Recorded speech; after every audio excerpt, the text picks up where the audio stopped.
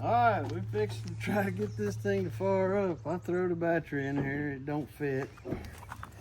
But it's a good one, so hopefully we get it to crank. Pulled the dipstick just to make sure that it had oil, and it was about 3/4 low. So we throwed some in it. Let's see if we can't get it to fire.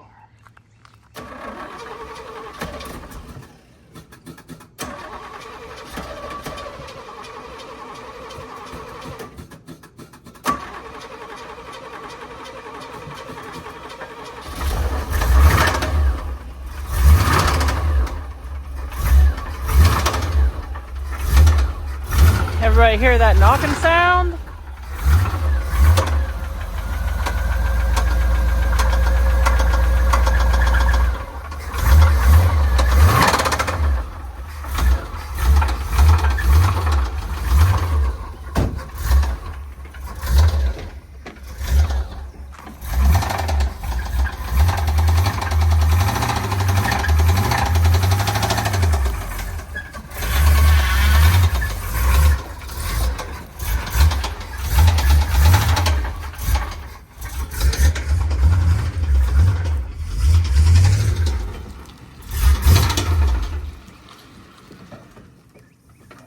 And it died.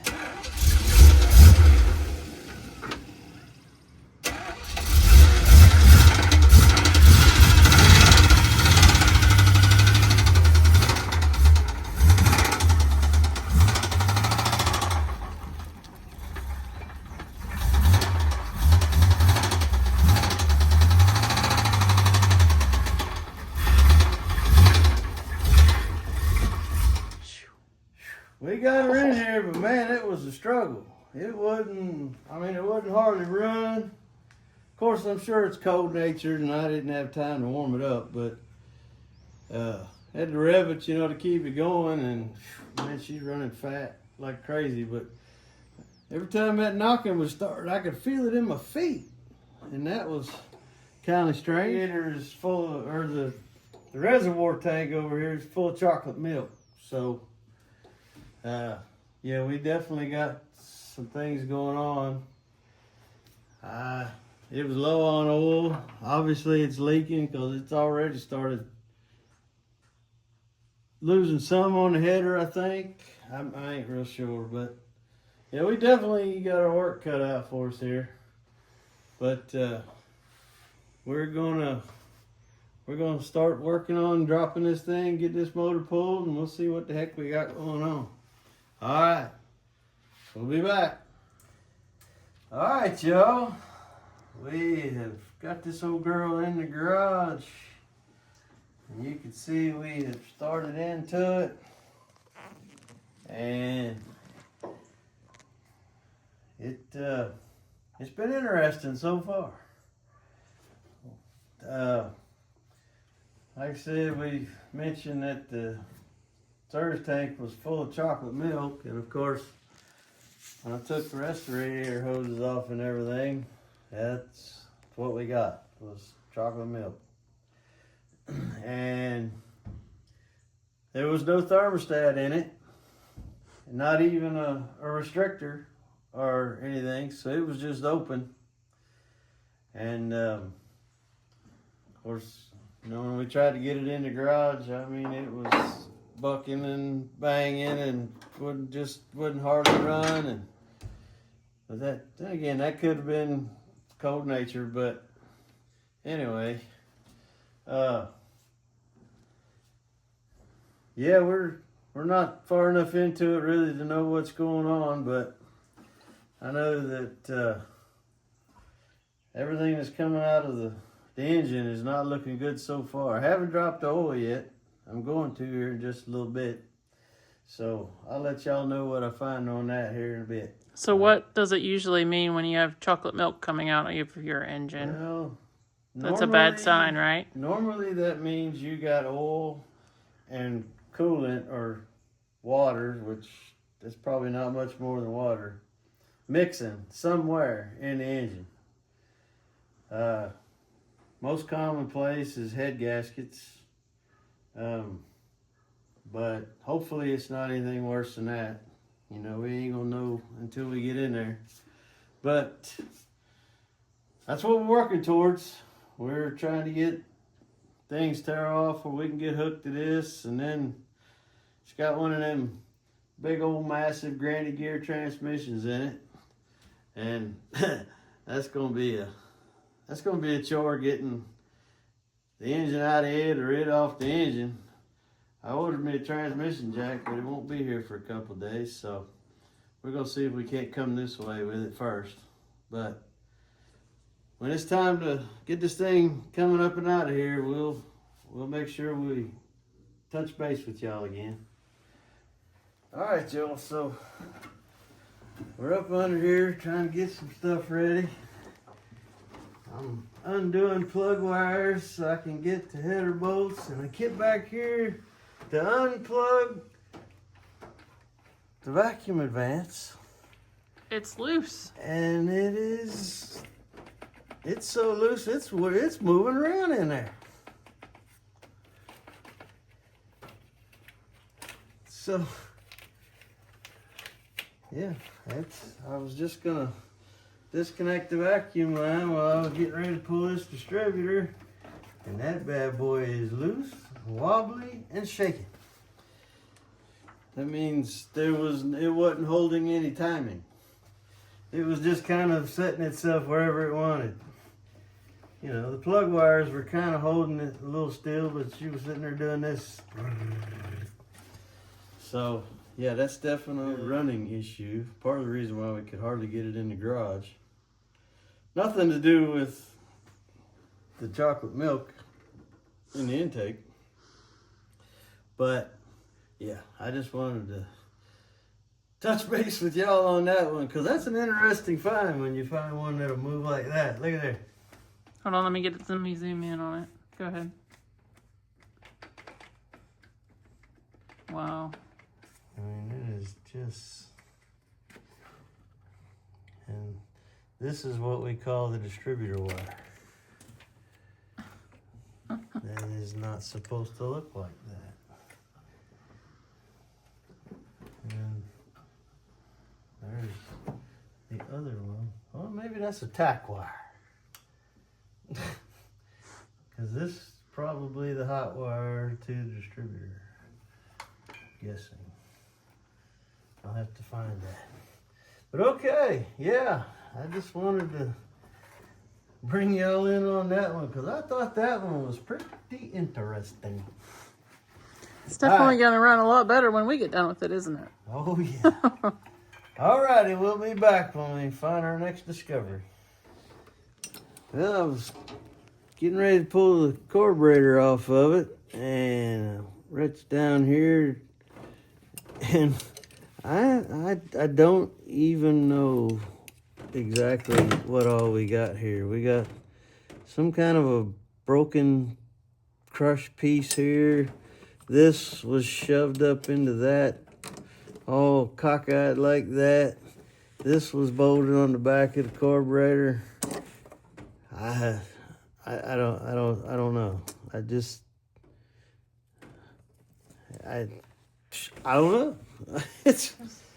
Obviously it's an aftermarket cable assembly, I think. So it was jerry-rigged? It was jerry-rigged. Explain the difference between jerry-rigged and hillbilly engineering. Well, jerry-rigging will only get you home. Hillbilly engineering will last you forever. And you can see here, they've got some zip ties in here that are holding this cable into this bracket. And, oh man, I don't even know.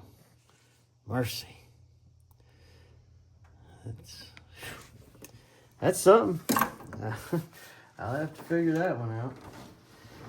Alrighty, well, let's go ahead and pull this distributor up out of here.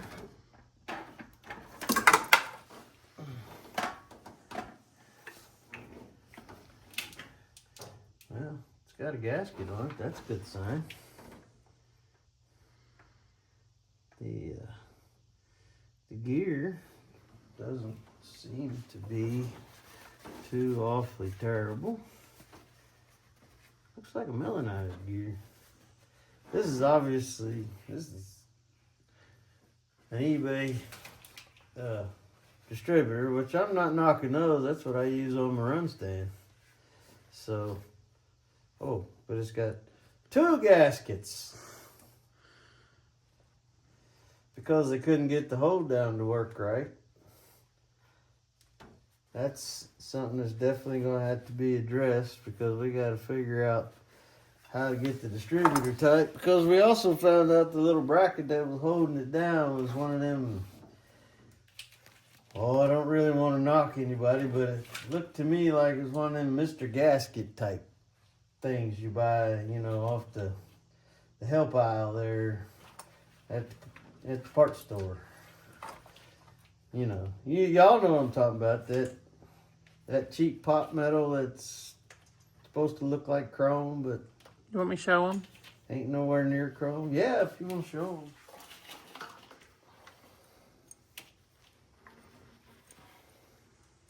This is what was on there. And evidently it was not doing the deal. You know, because you know how the saying goes, if it works, is it a dumb idea? Well, what if it don't work? Does that make it a dumb idea? I think so. But anyway, all right, so we're going to keep moving on. We'll be back.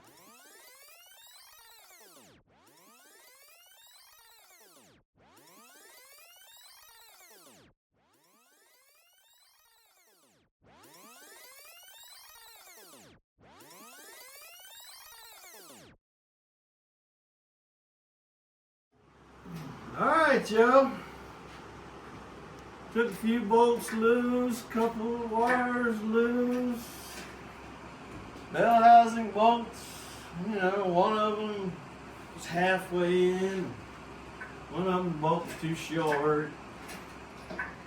But they went ahead and tightened the other 2 extra tight because of, you know, what was going on with the other 2. The jimmy rigging on this vehicle, y'all, is just It insane. is seriously off the chain, people.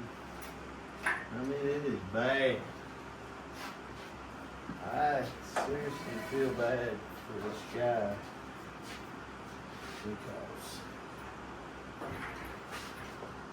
because good man goes out, puts his faith in somebody, pays them money, and this is how he gets treated.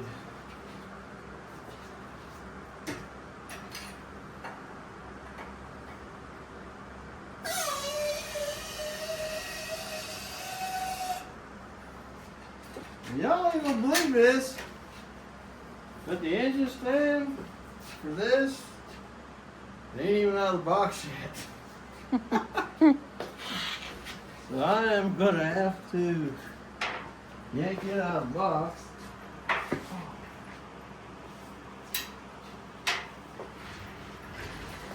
Careful. You have to stop. I need your help. Just take that off. All right, y'all. Little update here. They found this stuff here, laying right in here. I'm imagining that's probably mouse house, be my guess. But then I came over here, and it was some yellow crusty. You could see it. It was laying there. And I took my screwdriver and I kind of wiped it away, and well, you can see what's going on now. Now it's a steady stream coming out of there.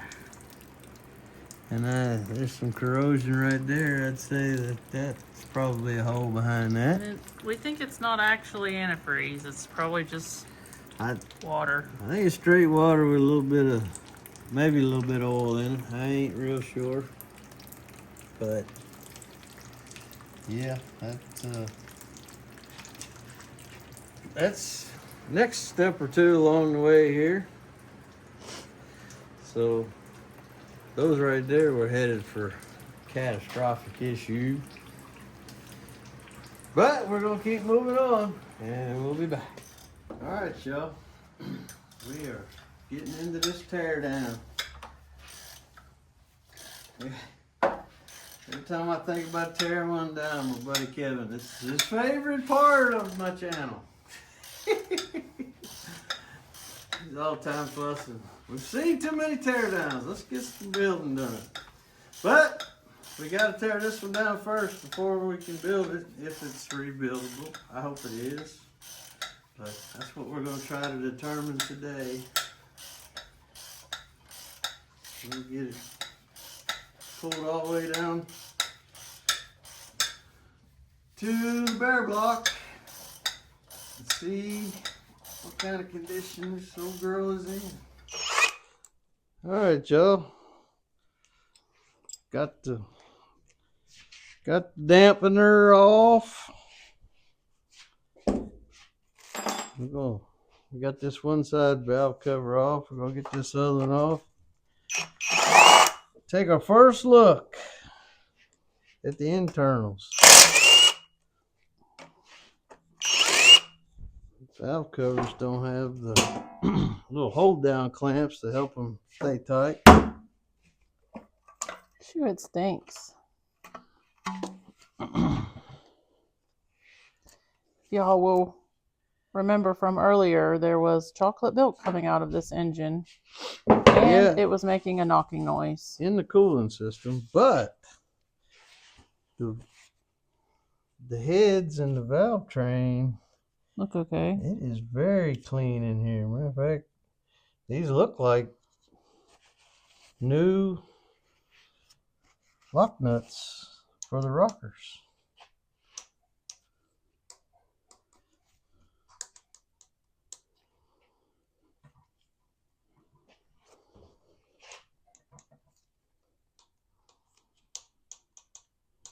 Nothing on that side excessively loose.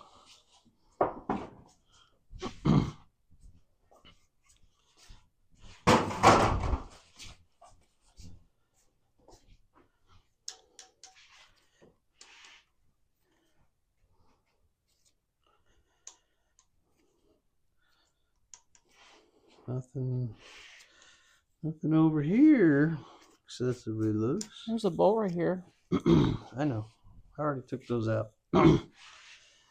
They are 882 casting heads, which I'll have to do some looking, but I think I don't remember what it is. Take those spark plugs out and show them what they look like. Yeah. It's good to bag and tag as you go, right, babe? Yes. We're going to combine a few different things. Here's something of interest. It has an AC Delco spark plug, which honestly, I'll be honest, I had these out already. I just put them back. But I believe, if I remember right, this one was over here because the way the header was on there, you can't get anything on here. I mean, it was really a fight just to get the spark plug wire boot off. But yeah, look at there. That, I mean, you can just barely see the electrode in there. It is just absolutely caked with garbage. But the reason that I threw them back in is because as soon as I get this all tore down, then we got to start washing on it.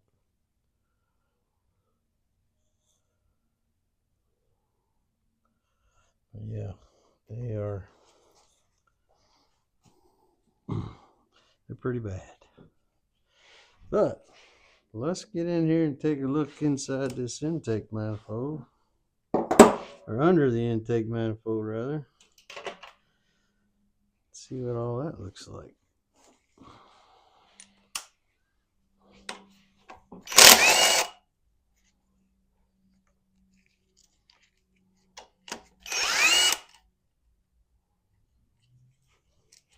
If it was me, I would not be using ordinary hardware store bolts on this intake manifold, because when I went through and cracked them all loose, there was only half of them were actually tight like they've been torqued. The other ones were not. I mean, now they're grade 5 bolts, and on an aluminum intake, is that a problem? No, not really, because they only torque down to about 21 foot-pounds. It's not the best choice. This is interesting. I believe it's RTV. Let me see.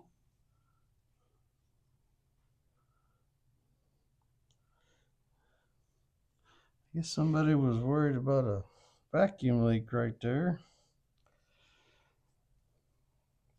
The only thing I could think of as to why you would put RTV down there to make a plug, but oh well. And it's probably because the oil's coming up through there, they were trying to stop it.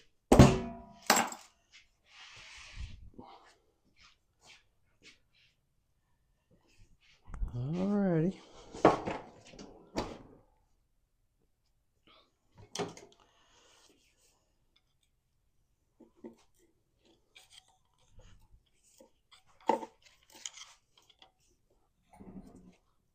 This one don't got brakes on it. Yeah, I haven't fixed up no brakes on my new engine stand. Had to throw it together in a bit of a hurry yesterday evening.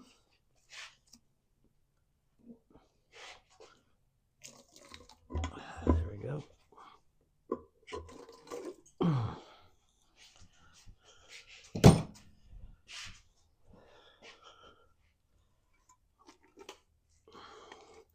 Wow. It's actually very clean in there. With the exception of the absolute gobs. What is that? That's just something Dirt. Something that fell in there.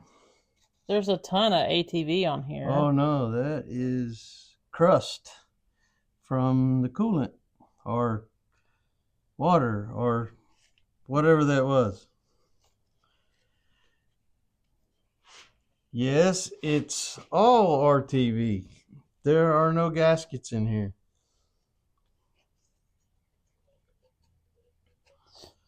So that would be one reason why it was leaking. Yes. You have to have a gasket, guys. You cannot skip that part. Yeah, they just gobbed the RTV to it. Caked it all up.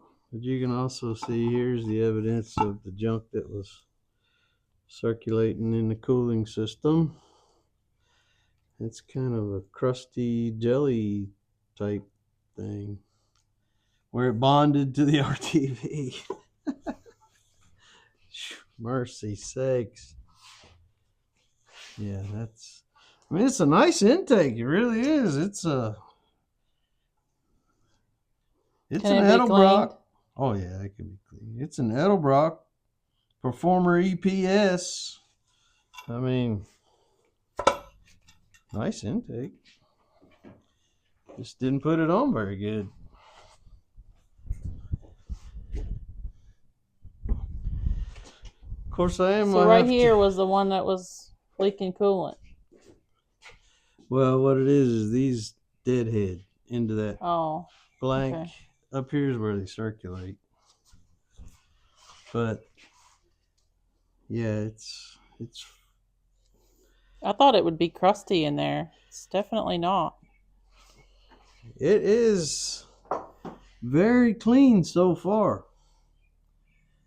Of course, I mean, with the RTV and this, and I mean, I doubt very seriously this thing was sealing.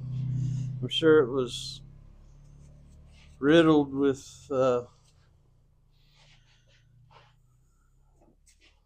vacuum leaks. But let's roll it here and watch the valve train and This is when it might get a little messy. You gonna take the filter off of it? I'm not gonna roll the motor over. Oh. I mean, Oh, you're I'm gonna, going to turn the valve train. I got you.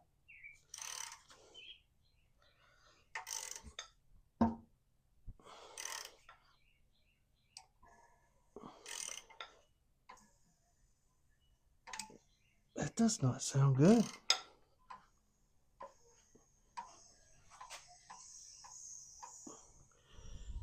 Probably help if I take the spark plugs out. In that one. Yeah. Yeah, yesterday evening I was trying to use my Hyper Tough from Walmart 3/8 drive electric ratchet to get the spark plugs out while it was still under the hood. And what we've discovered on this one is for every one bolt that they left loose or couldn't get tightened, they over tightened another one to make up for it, including the spark plug. There was one in here that was finger tight, and then the one next to it, when I tried to break it loose, broke my ratchet. So that's how you make sure your motor stays together. If you can't get one bolt tight, you just over tighten the next one to it. Makes perfect sense, right? All right, let's see if she turns over any easier now. No. There is a weird dragging going on. Nothing's moving.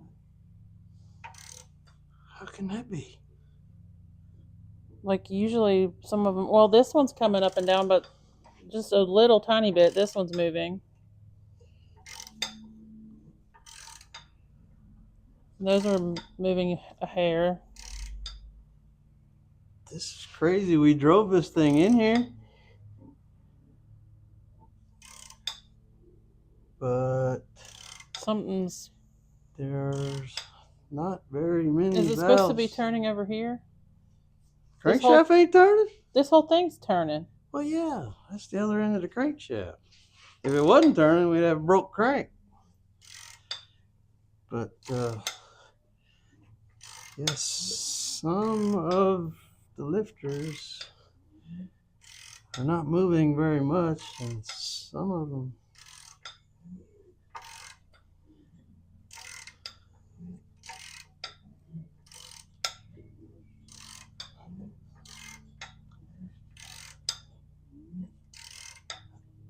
I'd say at the very least we've got a few flat cam lobes here.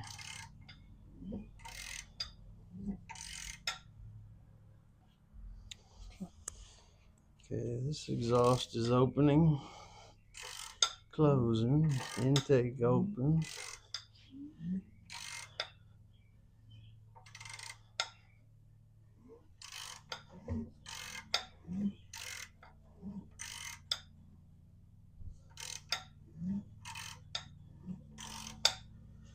Okay, well, It smells like gasoline. it turns over, but it does not turn over very good. So moving on. So, yep, time to move on. So you're going to take all these off and then we'll be back, right? Yep. Okay. We'll be right back.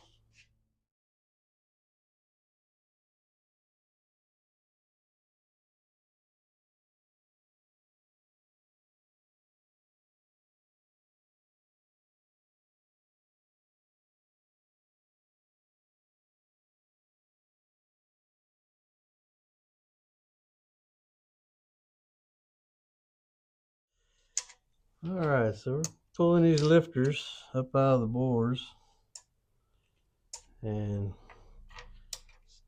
so far they all seem to be moving pretty freely. Sitting in the bores pretty good.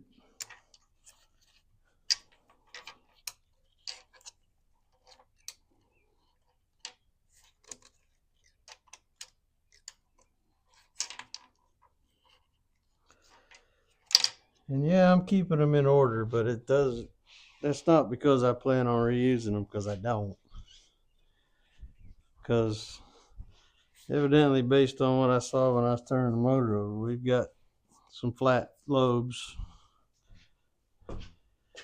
Maybe not completely flat, but flat enough, which would mean we can't reuse these lifters. But I mean, none of them are stuck.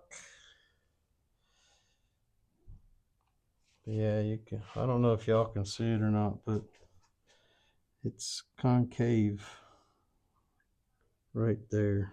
Hold on, hold still. Let me try to look at it. You can see a shadow of a ring. Hold on.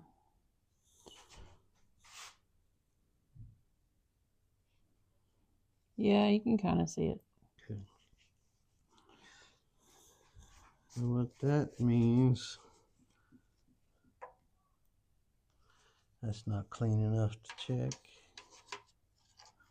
But what that means is that's the wear place around where it's. They're supposed to be dome shaped, aren't they? Not concave? Yes, they are supposed to have a dome so that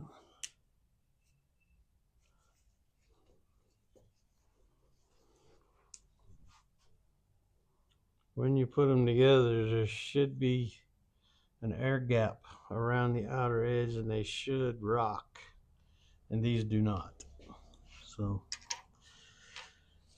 they're no good.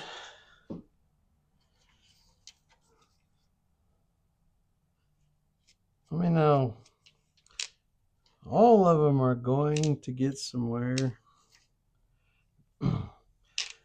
but you cannot take these lifters and match them up to a new camshaft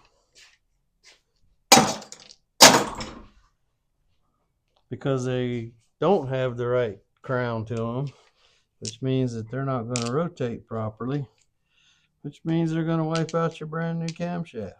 So we ain't doing that. Alrighty. Now we're going to get this pan down off of here and take us a look at what we got going on down there. And the reason that we are not turning it upside down is we want to make sure, in case there's anything that happens to be rolling around in the bottom of that pan, we want to keep it in the pan. Not in the engine block. Yeah, not up in the engine block. Well,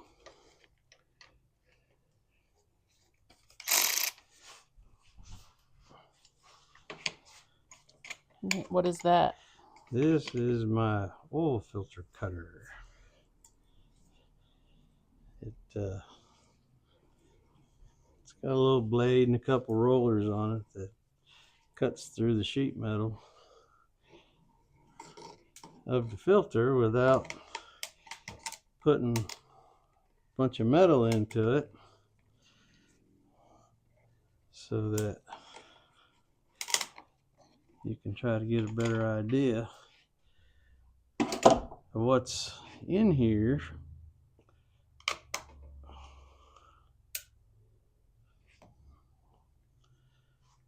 So, all kinds of forbidden glitter up on top of it there.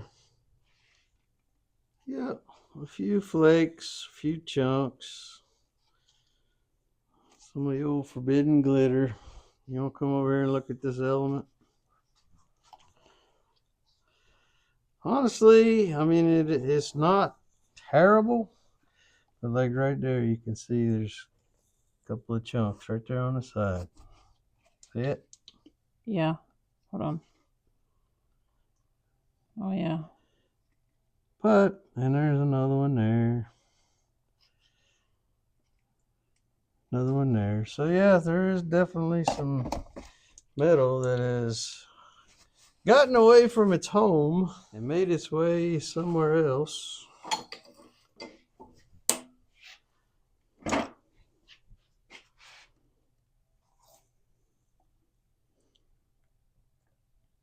Oh, you can see it with the light of the camera coming out. Yep. Lots of sparklies in there. It's not good.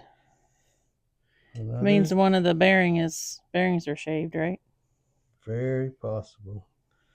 No, you're always, yeah, you can see the chunks down in there. See them? Oh, yeah.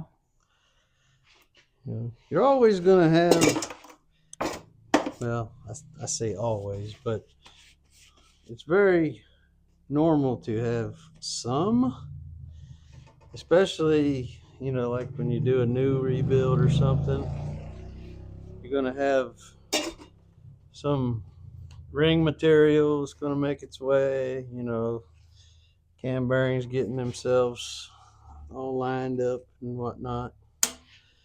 But now we don't know how long it's been since this motor was worked on, put together, or whatever.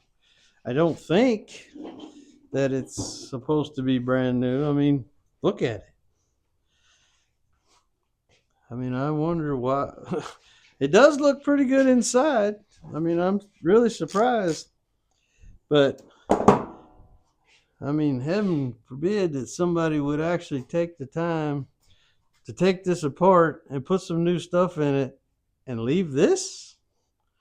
I don't know. That's I mean, a garden hose would get most of this off.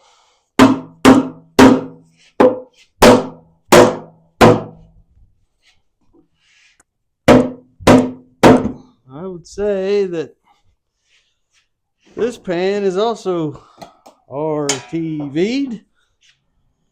You got to take that cover off, timing chain cover off. No. The oil pan captures that pan. Did I forget a bolt? Nope.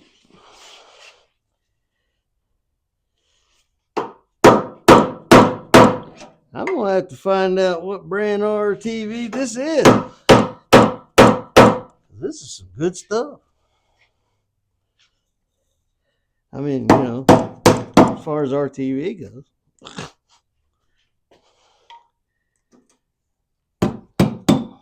But RTV does not replace using a gasket. Not in this application, no. I mean, there are some cases, especially like rear end housing covers and stuff of that nature. Sometimes it's just a whole lot easier to make you a gasket out of RTV, but there is a process. And it's definitely not gob the crap out of it, stick it on there and have it squirting everywhere. RTV is supposed to be used very moderately.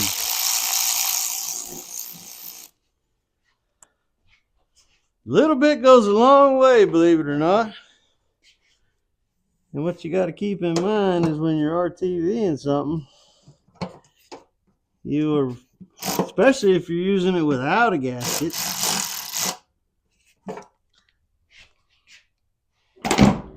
you're gonna put that stuff up together and you tighten it up and it's gonna get like really, really close together.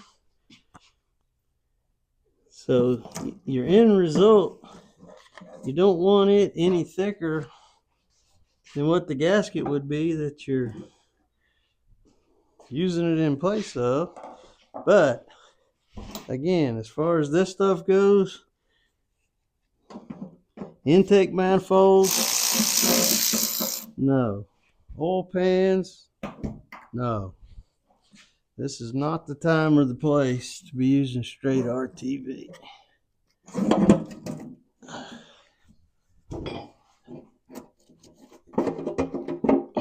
Looks like that's what they did. There's no gasket on there. Oh.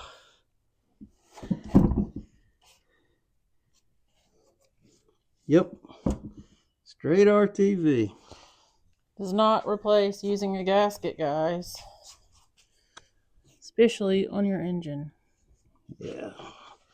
Like I said, this is not the place for that. So I pull that whole thing off.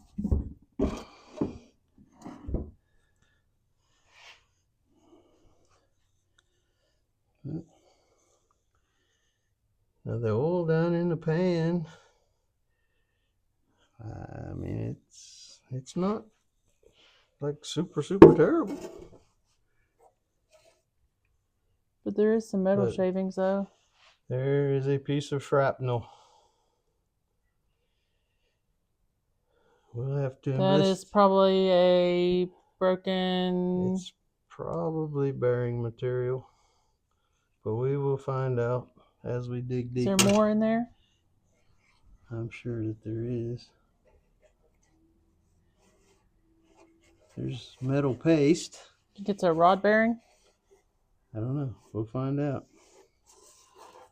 There's some more shrapnel. But no, she's right. Any shrapnel is not a good thing, but apparently, I mean, whatever we got coming apart here, it didn't 100% grenade. So I'll have to empty that a little bit later. All right, we got all our lifters out. You need to take the springs off or the heads off? Yeah, let's go ahead and do that. Let's just take the heads off.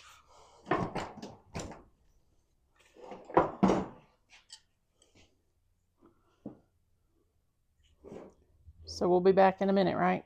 Yep. What? That looks like nasty. It's mostly rusty chocolate water. Milk, rusty water. But there is quite a bit of it coming out of there. Well, it's supposed to. This whole side over here is full of antifreeze. The block and the head hasn't. But it's not supposed to be that color. No, it's not supposed to be that, but I mean, rusty water would explain that. Plugs out of here. Get the rest of this cooling out so that when I'm turning this thing over, we're not making a huge mess. Well, that one ain't coming out.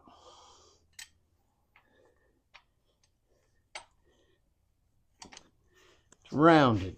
Pulling out the big guns, are ya? Yeah, I'm hoping I can get a hold of this thing, get it cracked loose so I can get it out of here. But it's not looking good. Oh, probably I'm gonna have to drill that. So we're gonna end up with a bit of a mess on that side. Oh well, that's why we got catch pan and dry sweep.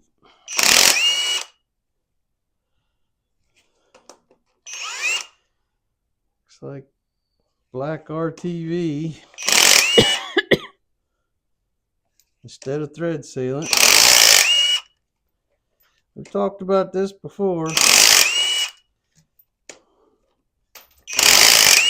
RTV is not a good choice for sealing up your head bolts.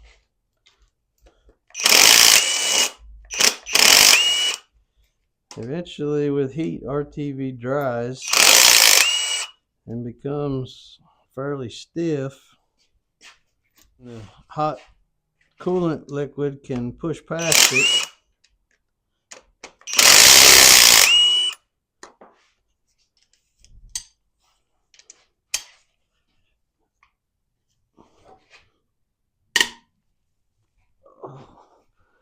That was like the tightest one. Whew, it does stink in here though. But yeah, folks, don't use RTV for your thread sealant. get you an actual thread sealant paste. Because little things on an engine make a big deal sometimes. Well, and the thing about that is that stuff never actually dries. I mean, it becomes solid, don't get me wrong, but it stays somewhat pliable, I guess you call it.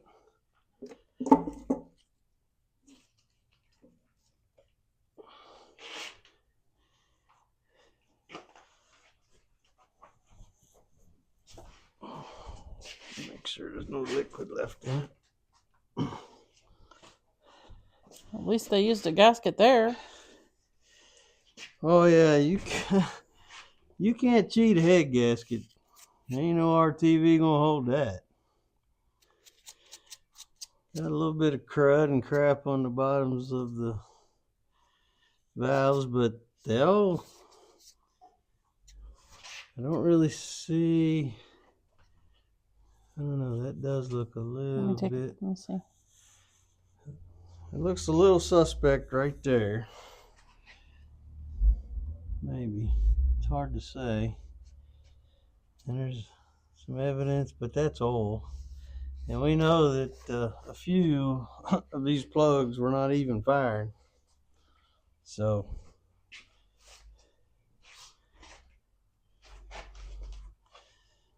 yeah. And it's clean up there. And it does look like it's been breached right there. Yeah, you can see it. Yep.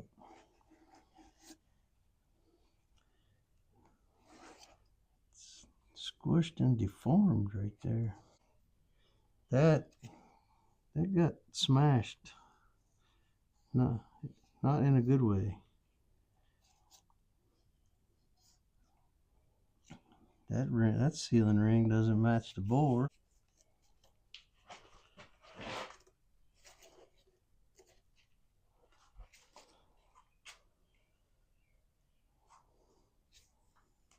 Ew.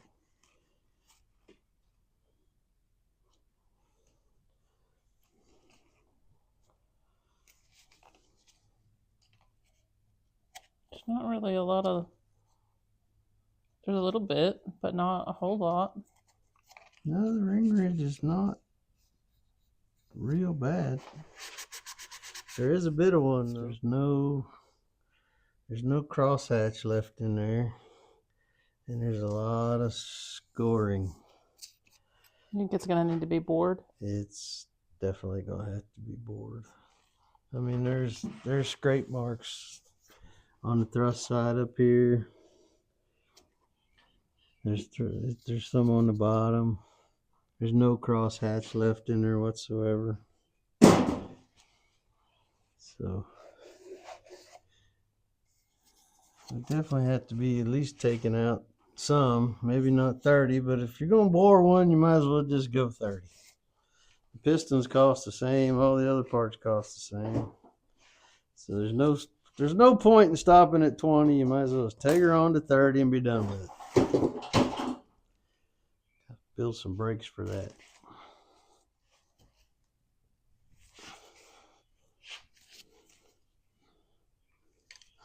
We'll be back. Well, what's this side look like? Well, kind of the same, really. This little middle area kind of looks a little suspect. It's got black like it's been blowing carbon through. The top of this piston is clean, like maybe some antifreeze. So, yeah, I'm starting to really wonder about the condition of the block and or the heads, because they don't seem to be true. How will you figure out if it is? Well, you measure it? Might be able to, if it's bad enough, I'll be able to see it with a straight edge. But it is very possible that there's some warpage, because based on the brown water and the leaking freeze plugs and the missing freeze plug, because I haven't even showed y'all this yet, but there is a temporary freeze plug been put right there in the block. So this thing has had some water issues. Probably means it's had some overheating issues. Does that mean there's a crack in the block? It's possible. And if that's the case, it's going straight to the junkyard, right?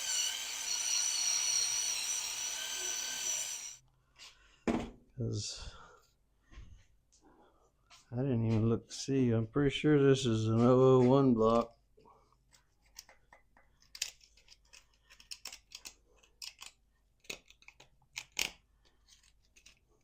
Yep, 0010. And the last one we had Was it 4-bolt main? um, Is it a 4-bolt main? nope, 2-bolt.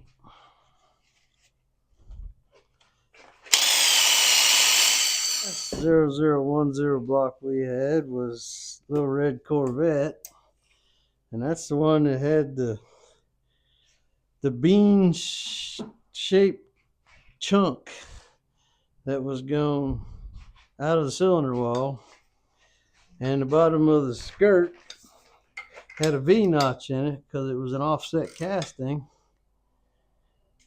And when I called to check on what it would cost to sleeve it, for 2 sleeves was going to be $700.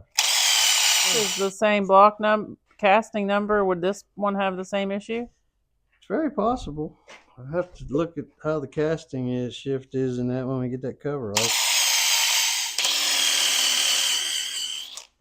Now these are standard pistons, so this has not been bored.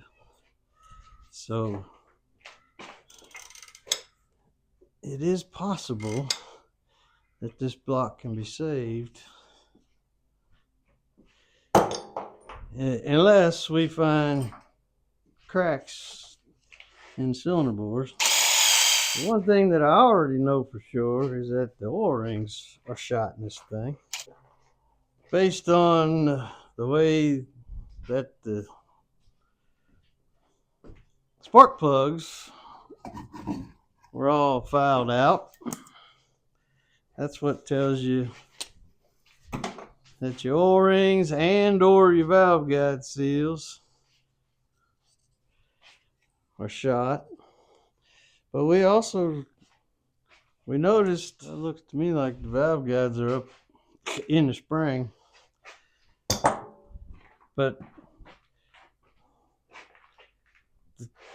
there's a cap missing off of them.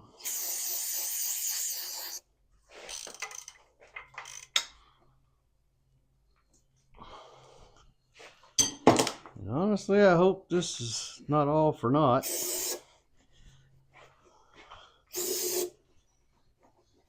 Go through and find out that this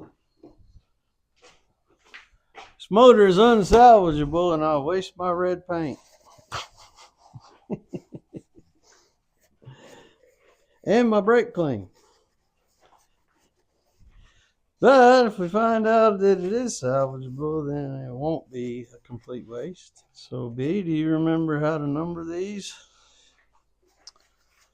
Which is the driver's side? Over here. 1357. That is correct. 2468. You got it. I did it. Sure. This one's 1, right? Yep. Make it with a crown and a base. This right here? Yep.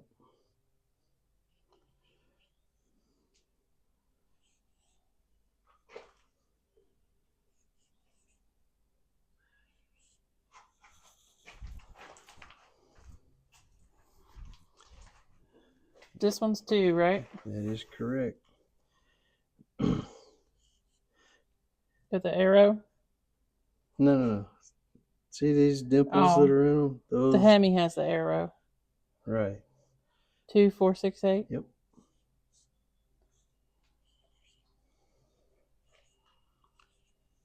Thank you. Yep. That's it. Hopefully that's not all for naught. We will find out.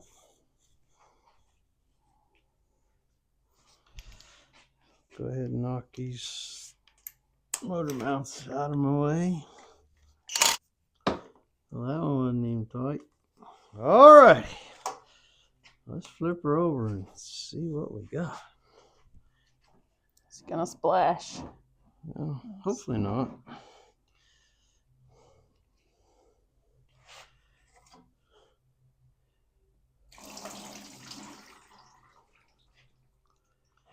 That wasn't too bad. No.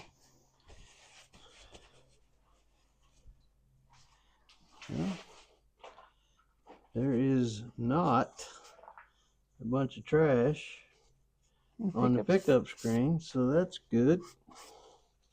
But look, they RTV'd it down here too. Oh Look at all yeah. that.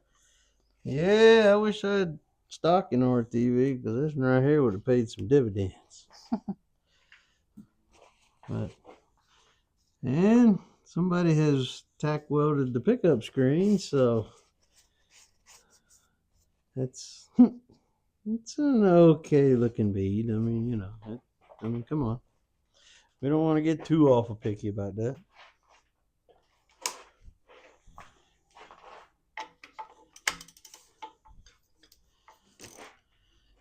Oh, again, I got every socket in the box or every tool in the box out here.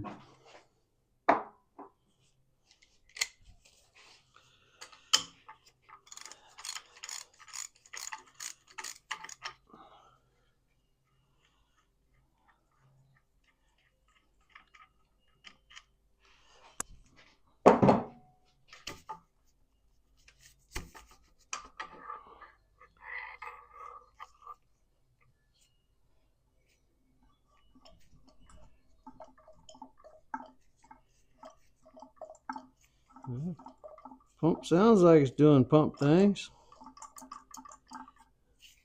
It's not.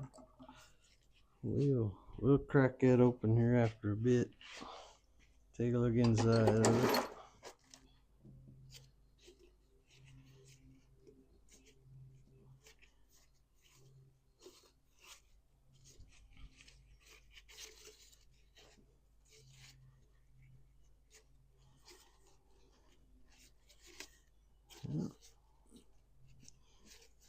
I'm not feeling any rods with any seriously excessive play here.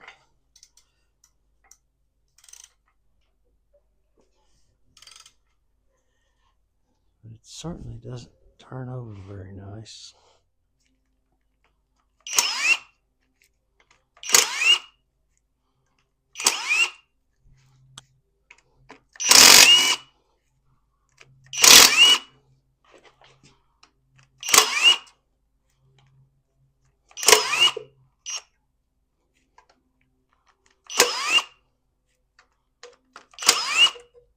Are these more temporary freeze plugs? Because it looks like this one has definitely been leaking. Right here.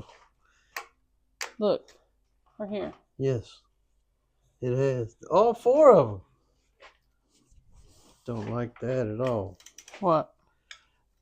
All four of those. Mm-hmm. Yeah, and you can see right here where it was leaking antifreeze.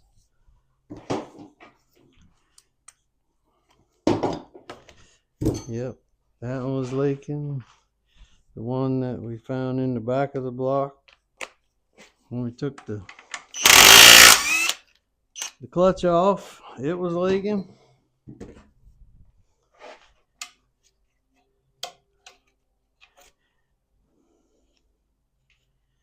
Well, this one actually has a gasket in it, but it's also...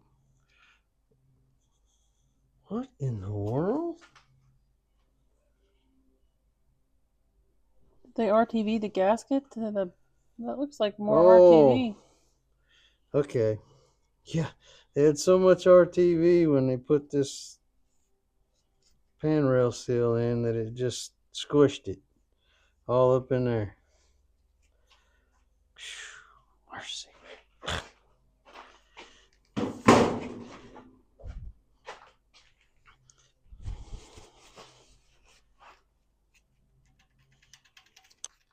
Timing chain is a little loose. It's not so loose it's gonna be jumping time, but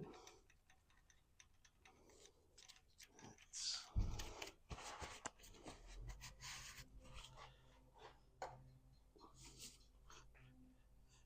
yeah.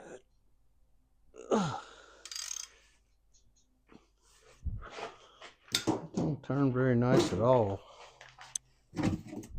Well, I hope them shop ninjas come in here and clean up all this mess later. His name's Ronnie.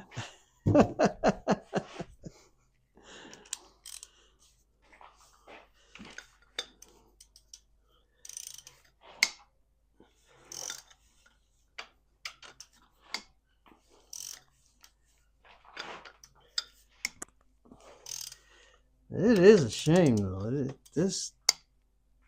It is very clean in here. I thought it would be crusty, honestly.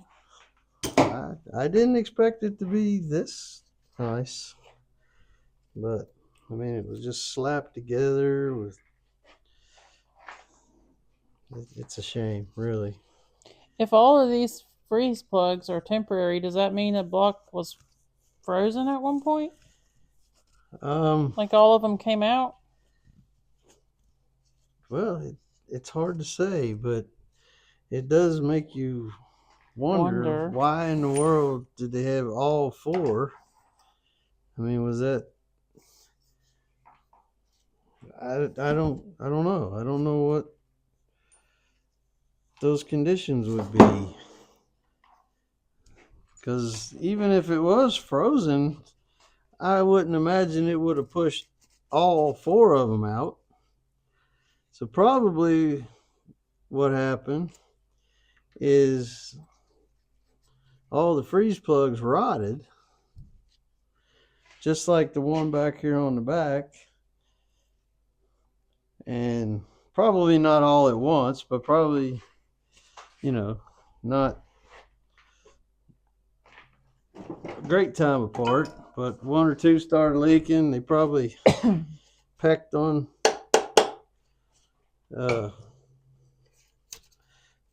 them and then got a little bit of juice out of them, so they knocked it out and put a temporary in it.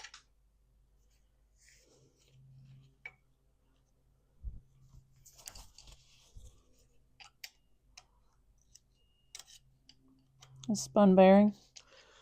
No.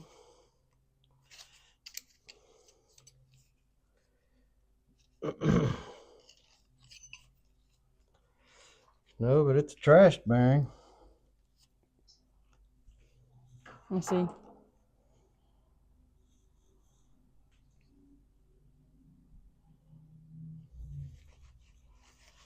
And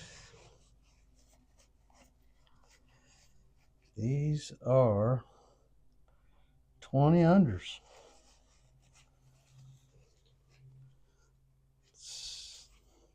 No, I'm sorry. They are 2 thousandths unders.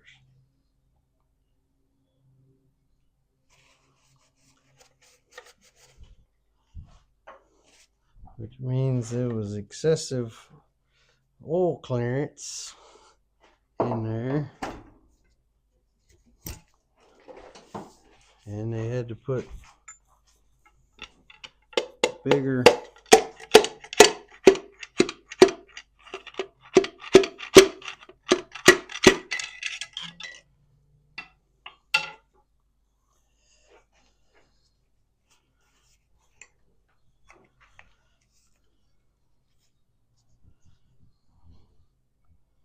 the ring gaps are opposite each other.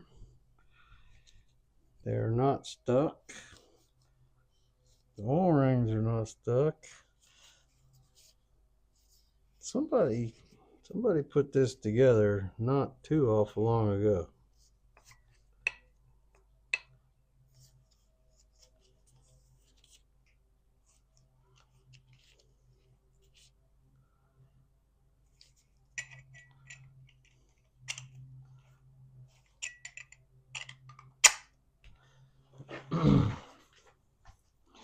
But if they're already running 2,000 under bearings, that means that this crankshaft probably, now this is really weird. Oh, I see. Because the journal does not look to be, it doesn't match the bearing. You think they reused old bearings?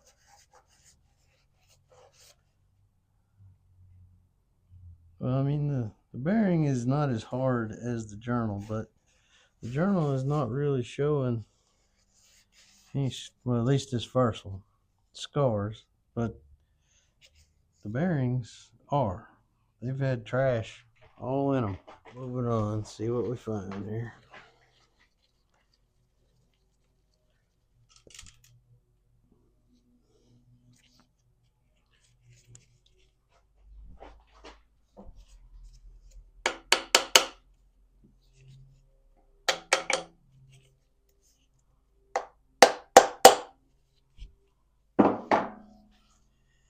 I'm sure y'all can see that that is a brass hammer. So I'm not beating on the rod bolts with a steel hammer.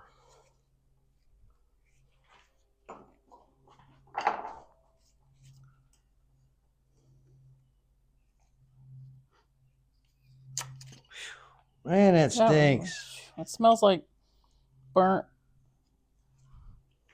hair. Burnt dookie? Yeah. Yep, you can see some not pretty marks right there.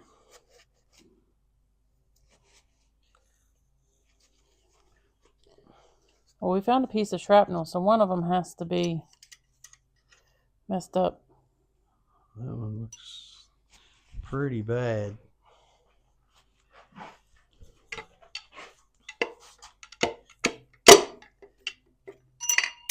Oops.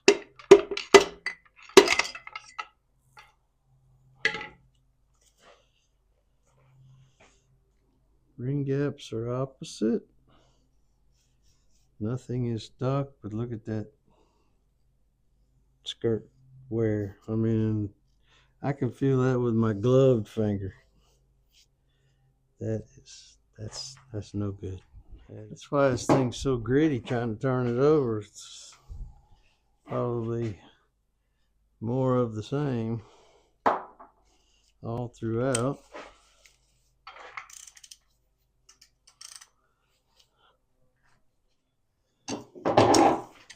Nice catch. What a save! I need me a couple more breaker bars. Actually, what I need is a ratcheting breaker bar. You had one in your hand last time we were at Harbor Freight. I did. And if there's anybody that wants to help me out with that, the P.O. Box is 1.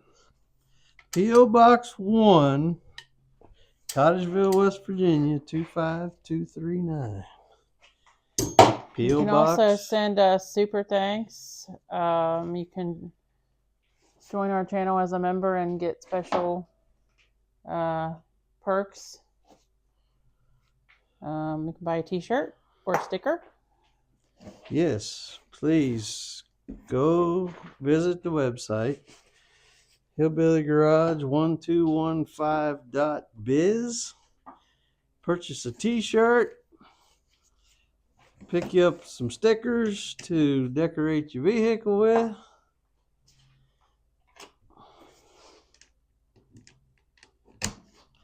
And help support the channel.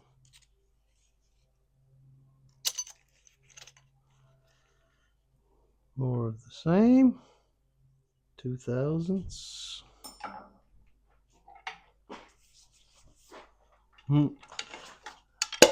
I like how you keep running away. Are you afraid I'm going to drop a piston on your foot again?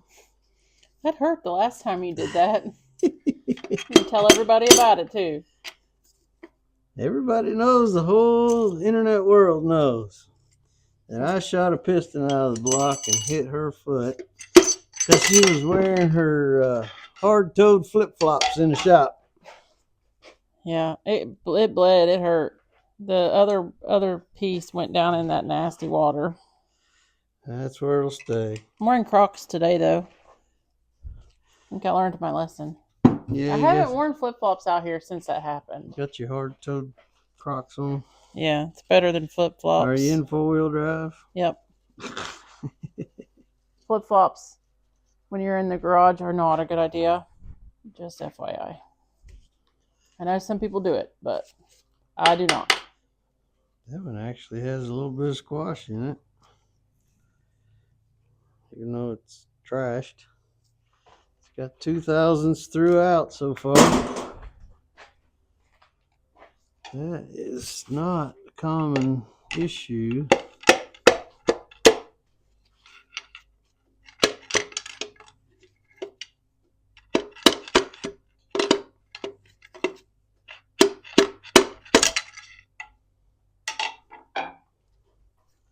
Ooh, that's ugly bad. skirt wear, yeah.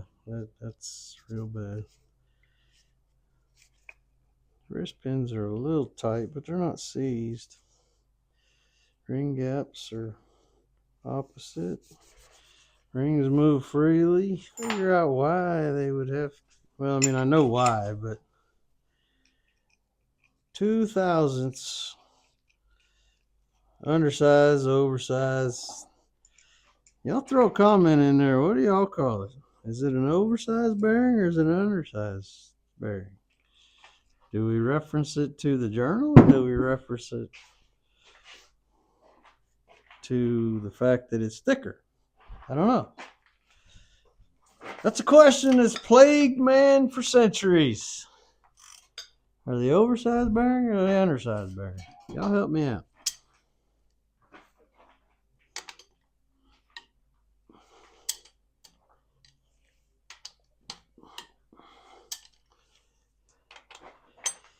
I do know, though, that the 2000s, they are available, but they're getting a little bit scarce. But the majority of the time, well, I won't say majority, but in a lot of cases, let's call it that.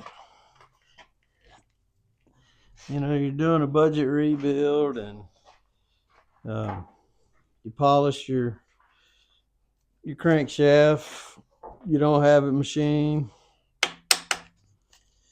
and you check your oil clearance and it's a little looser than you like. So what you can do, that's actually the best one we've seen so far. If your oil clearance is just a little, can't hang on to nothing,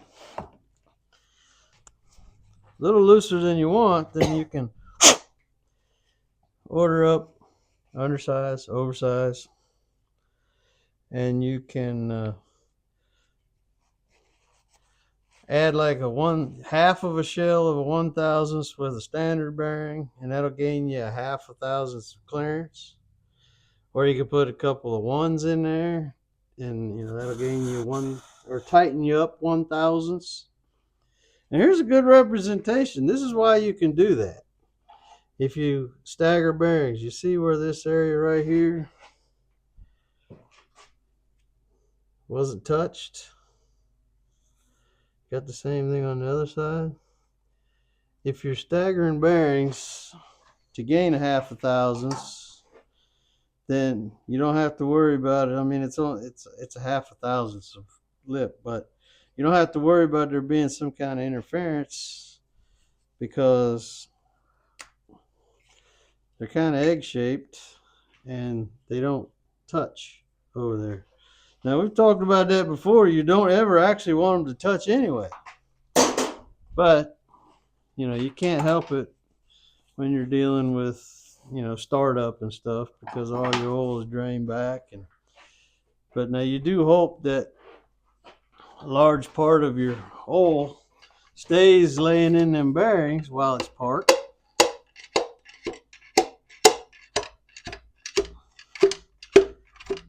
And that your oil pump takes off real fast when you first fire it up and fills that gap back up. But then again, ring gaps are opposite. Rings are free, but whew, that one smells like pure gasoline. Smell it. No, I don't want to smell it. They can't smell it. You can't hold the camera up and let them smell it. It would be nice if we had smell-o-vision sometimes so y'all can see just how nasty some of this is. But yeah, this one, it absolutely reeks of gasoline.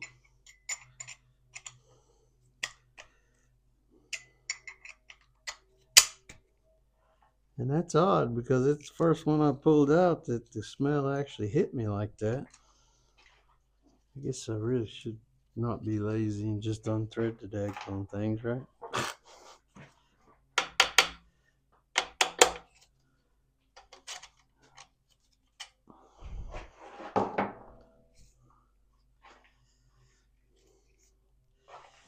But yeah, I mean, if So if the shrapnel didn't come from these bearings, then maybe a cam bearing? Could be cam. It could be main bearings. Mains. But cam bearing. So far, we haven't found any that are.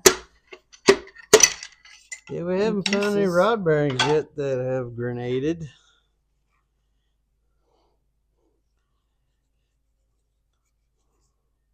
Not stuck. A little bit of skirt wear. But there's a couple of those that are. Skirt wear is pretty bad. Would they run? Sure they would. If you're doing a budget rebuild on your own, at home, in your garage, and you need to get this baby running, sure, you could throw some new bearings in it, polish up this crank. But the thing of it is, these are already 2000s. Now, we don't know, did somebody put them in there and it wasn't necessary? You know, I don't know. We haven't found any that were grenaded, but we have found many that had a bunch of trash dragged through them.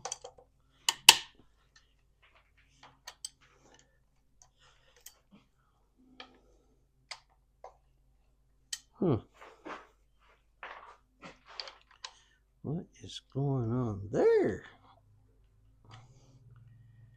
Seem to be having a little issue with clearance.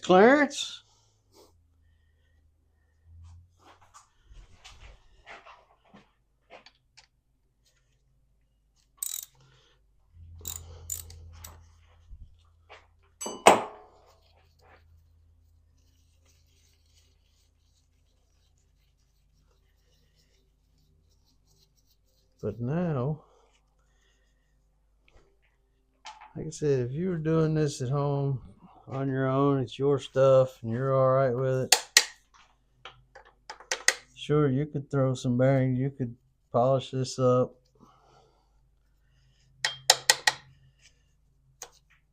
You could put you some bearings in it, and hopefully the 2000s over-unders are enough to get you a pretty decent oil clearance, because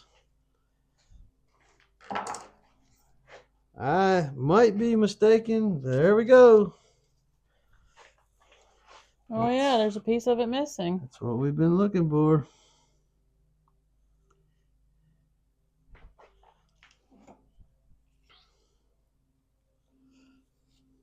Right there it is. Maybe it is doubled up. Let's get that piston out there and see what we got. Right there. Yep. So it was a rod bearing. Yep. So when it does that, and the bearing is in pieces, then when the crank is turning 1,000,000 miles a minute, there's nothing to keep it from moving. So the knocking sound is coming from the piston rod clanking against the crankshaft while it's spinning 1,000,000 miles a minute. You are correct. Because what has happened?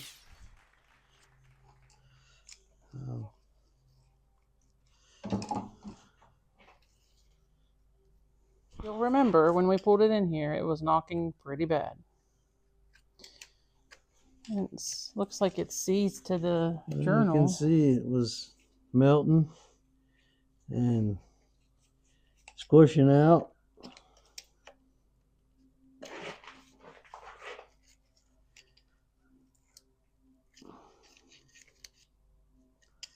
And when a bearing melts, that's pretty high heat, right? Oh yeah, it got plenty hot in there. When I get this out of here, I'll try to demonstrate what happens to it.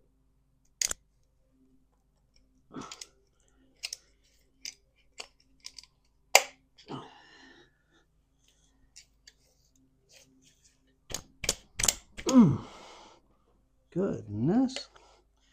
That's why it wasn't turning very good. Yeah, let me get this other one out of here. So which one is that? Number 3? Yep. Number 3.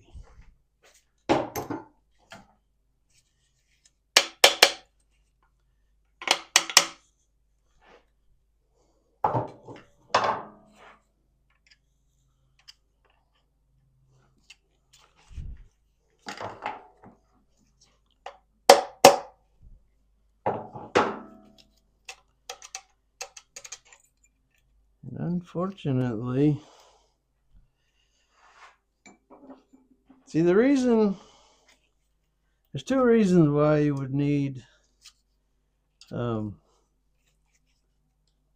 oversized, undersized bearings. One is your journal has gotten smaller. You can see that one is, oh, that's bad. Hold on, move your finger, move your hand. You can see it. You can see the ridge. Right there. Yeah. And I will measure that, but I guarantee you that is, I don't think that journal can be saved without some welding and stuff. So this crank is done. I'll have to verify it with a micrometer, but just by looking at eyeball, because you can turn them down about 30 thousandths, get 30 under bearings. Look at that. Oh my goodness. That lip is pretty significant. Okay, so here's what happens.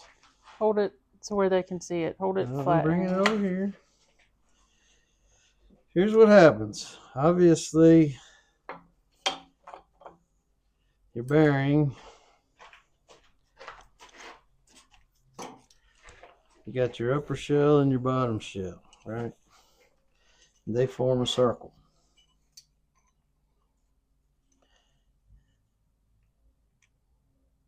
Look, you can see one of them's got squash and one don't. But anyway, they form a circle, and of course, oil travels between here and your journal.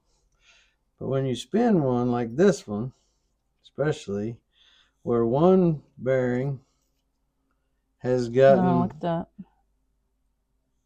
it's got spun around, and the two of them were on the same side.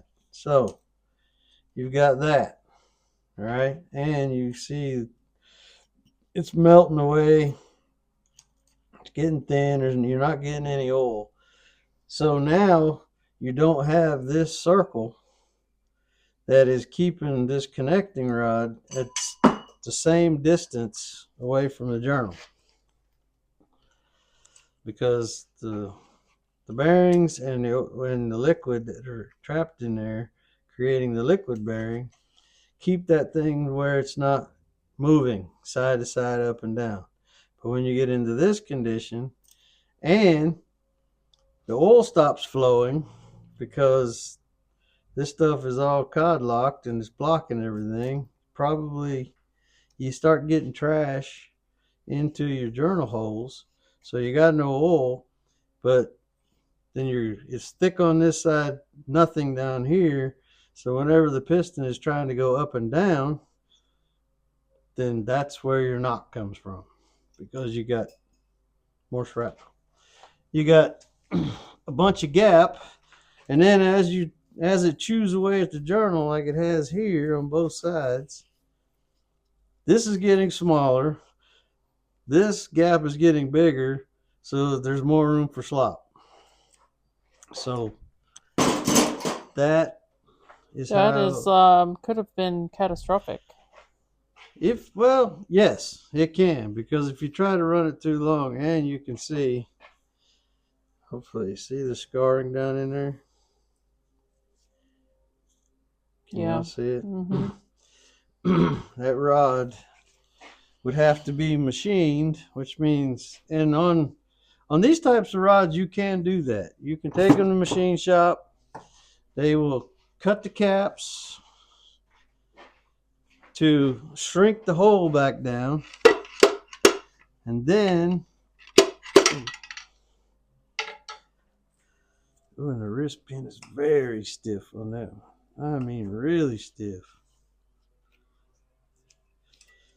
That bearing was well on its way to spinning. But what they do is they press these bolts out of them. They cut the two flat surfaces down to shrink the hole, because then they would meet somewhere in that neighborhood. And then they go through and they resize it to the proper size for the outside diameter of a bearing shell. So yes, rods can be repaired in a lot of cases. That one, the scarring's not bad. So, but then of course you want to get all of your rods resized, because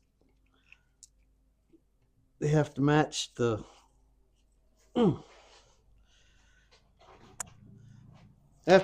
the bearings. So you're going to get the last few out and we'll be back, right? Yep. All right, go ahead. All right, Joe. Keep moving on here. I went ahead and snatched the camshaft out of it. That's not very exciting. And it doesn't have any, damage that, just jumps out at you. You can tell by looking at it that there are a couple of lobes that are a little bit lower. There's some funky staining colors on it, but it wasn't ground completely flat. But you can see it's got some weird colorations going on. And this lobe here, just by eyeballing it, no, I'm sorry, that's not the right one. This lobe here, this one kind of, just by eyeballing it, looks like it's a little bit lower than the peaks of the others. This one's a little low. I ain't gonna measure it, but because too much other catastrophe going on in here just to be worried about the camshaft.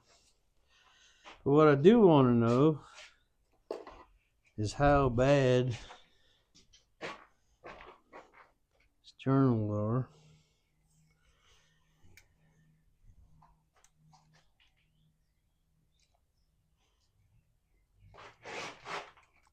It measures 2.0815.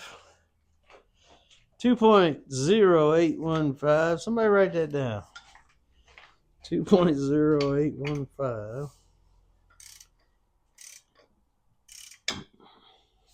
Is that the good one?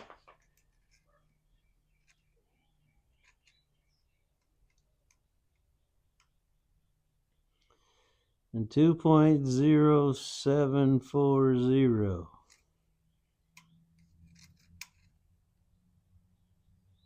Ooh. 2.0760. So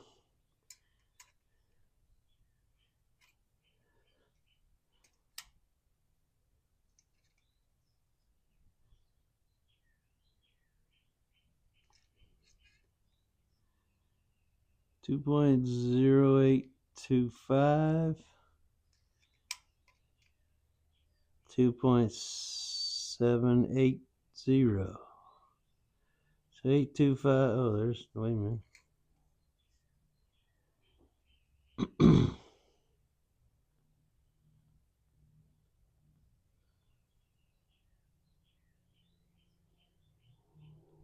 825 minus 715.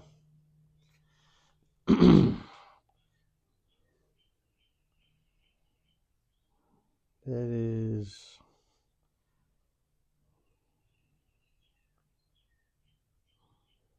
what's that, 10, 15 thousandths?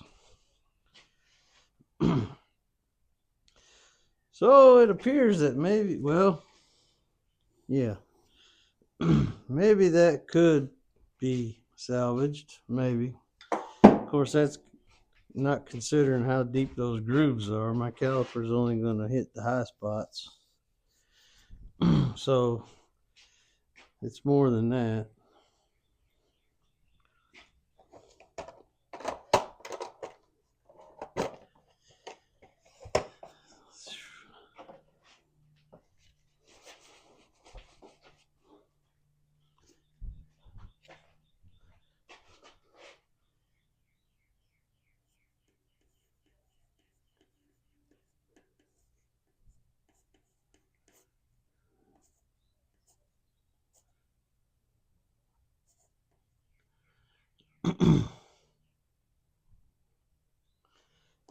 $11 thousandths,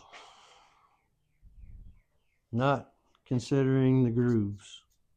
So it would have to be taken down probably 20 thousandths, which that's not unsalvageable, I guess. But for the machine work it takes to turn crank down, usually somewhere in the neighborhood of $275, $300. And you can buy a crank for $260. So. And 6 months waiting on it at the machine shop. Yeah, you go to the machine shop, there's no telling how long you're going to wait.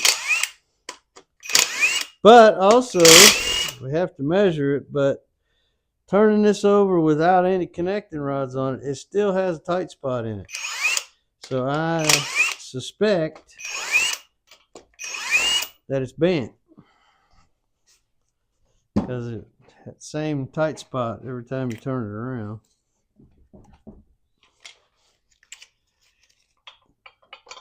Oh, That's not good.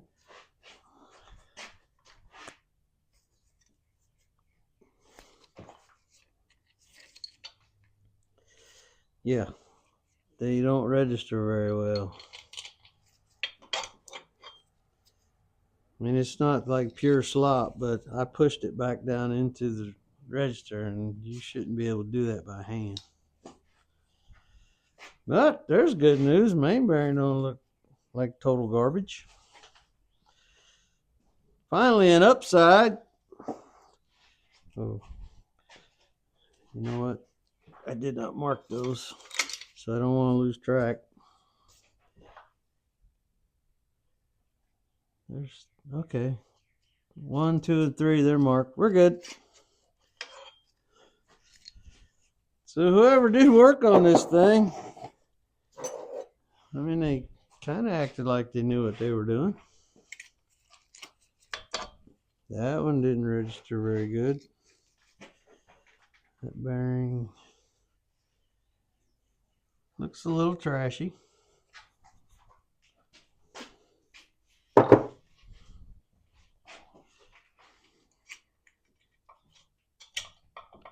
one sits a little better. Got some scuffing and some wear on that one.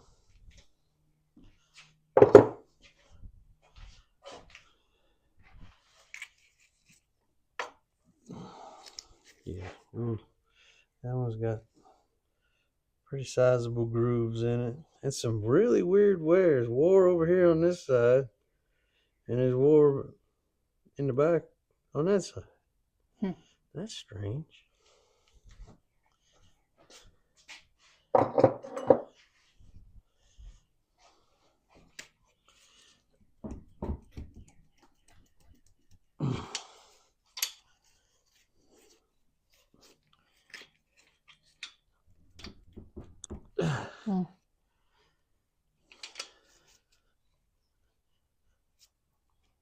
And I don't think there's any thrust in it. None that I can feel anyway.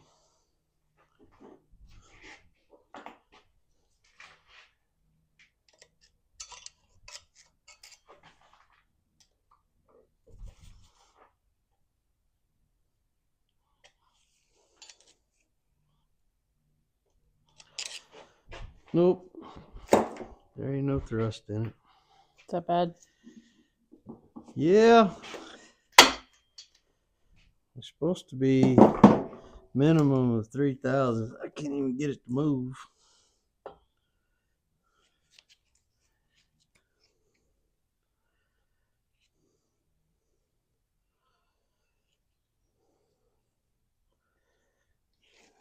That main bearing's got a lot of scuffing to it. Some pretty good marks on the thrust part. So yeah.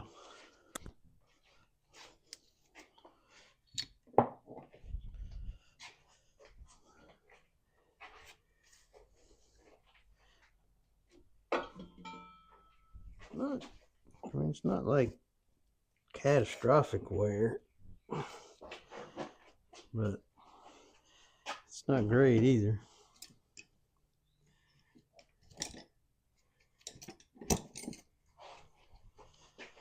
Look, this bearing's chewed up right here. Right here, the end.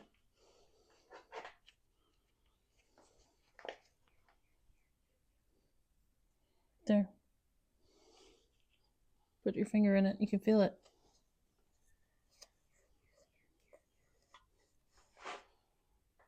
Yeah,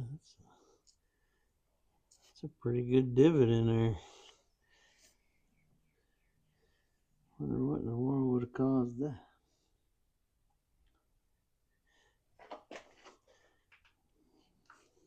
Big old chunk missing. That second bearing's got some pretty ugly marks in it. Now, one of those is probably when me taking the camshaft out because I wasn't being gingerly with it because I wasn't worried about it. But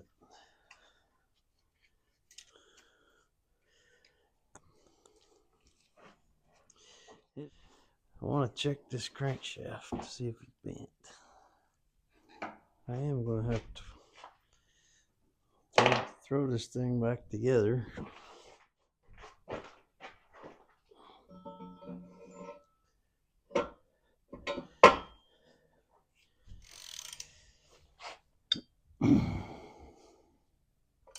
Crankshaft is bent. the needle not supposed to be moving? No, not at all. It's Or maybe moving a lot. 1,000. That is 10, 20, 22 thousandths to run out on that crankshaft. So not only is the journal trashed, but the crankshaft is bent as well. So it's not reusable. Well, not for our application, no. I mean, these things can be fixed, but you have to send it to a machine shop, and they have to peen on it, straighten it up, get the run out of it. Then they would have to turn these journals down to wherever they need to be, probably 20 or 30. And then they got to take the other ones down to it. So, But every time we found a spun rod bearing, it's created a bent crankshaft. Pretty much, right? almost all of them, yes. Because it's not the spun bearing that does it. It's the hammering that happens after the fact.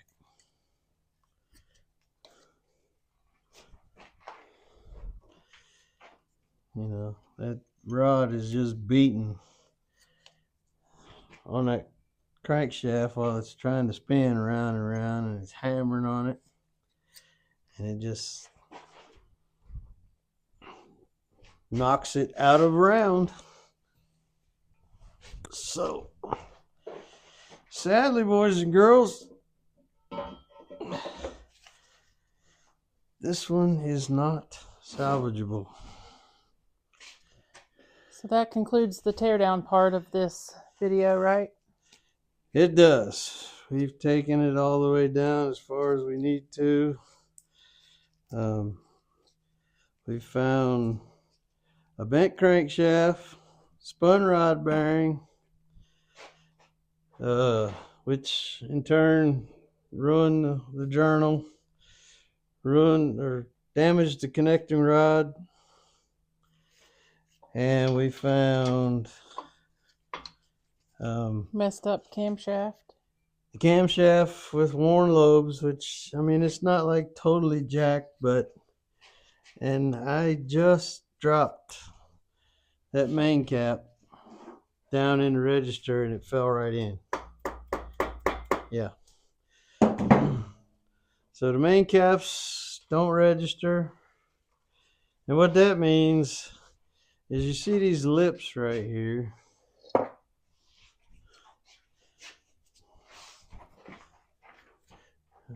You see it better right here.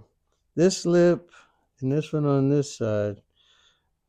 And then these two faces on the main cap, they set down into that lip. And what that does is when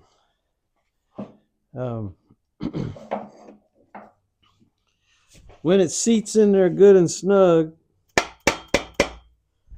then it makes it so that main cap can't wiggle around, can't go frontwards, backwards, or side to side, which would be really bad if they can walk side to side, especially in racing application.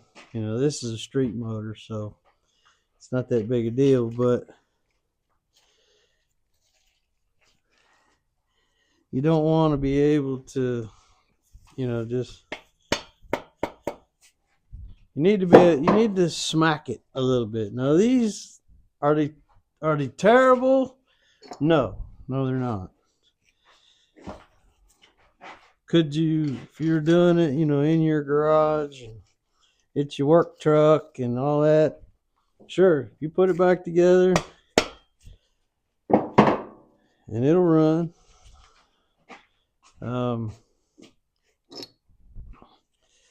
There is a potential, that it could walk around a little bit under a load,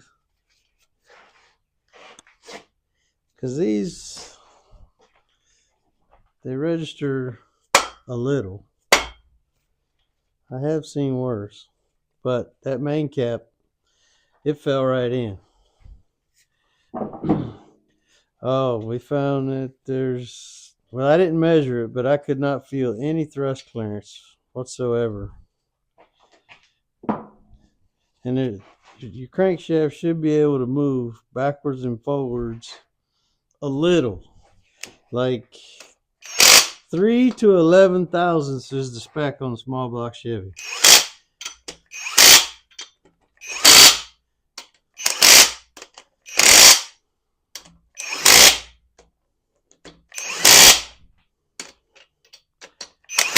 All right, everybody. There we have it. We have found several issues with this motor. RTV everywhere. Please don't do that, y'all. Valve covers, oil pans, timing covers. Use the gaskets. Temporary freeze plugs. Oh, and the temporary freeze plugs. These are just to get you home, people. They're not for all four.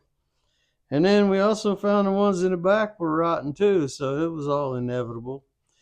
But like I said, we found a lot of issues, which virtually makes this motor unusable. It could all be fixed. I didn't even check the cylinder walls to see if I could see any cracks. I mean, there's not really much point, you know. Can't use it. Cylinder walls are all scored up. They would have to be bored, but crankshaft would have to be either fixed or replaced, which either way is about $300 roughly just in the crank. Then you're going to need new pistons because they're all scored up, which is also scarring in the cylinder walls. And the connecting rod would either need to be resized or replaced. So, yes, all this stuff can be fixed unless there's cracks in the cylinder walls, and I will look at that. But anyway, you know, these are just things that, you know, I can't really say it was poor maintenance on this. I kind of believe that was partly to it. I think a lot of it was slap tapped together. I think maybe that it might have overheated, and maybe one of those or both of those heads are warped because of the way it smashed out the gaskets, and evidence of possible breach right there. So, and then it just got so hot that it spun a bearing, and then the rest is history. And then once the bearing spins, then it blocks the oil hole, so no more oil can get through there. And then you had shrapnel. And then you got shrapnel going through the motor, and heaven only knows where that's going to end up. Look, I mean, we didn't see a lot in the pickup screen. So I'd say that, you know, when this happened to them, I guess, I mean, they shut it off as quick as they could, had it brought over here on a wrecker. So, but anyway, these are the things that we got to look and listen for. And then you gotta go back and you gotta evaluate, do your math and everything. What's going to be cheaper? Replace all these parts, get a remanufactured crate motor. You know, we got to check out where those options are, and we will let y'all know how this all turns out. But please like, share, and subscribe. Mostly subscribe. If you've made it this far, please give us a super thanks. If you ain't hit that button down there, please just go ahead and hit that subscription button. We need to keep building that. You can give us a super thanks. You can visit our website, hillbillygarage1215.biz. Join as a member. Buy t-shirts and stickers. And we get some t-shirts and stickers selling, then we will add some different shirts, and we'll add hats because everybody likes a hat. And you can become members, and our post office box is P.O. Box 1, number 1. Hillbilly Garage is number 1. P.O. Box 1, Cottageville, West Virginia 25239. We sure do appreciate all of you out there. We thank you for everyone that comes along. Please please throw in some comments, and we will see y'all soon. Bye.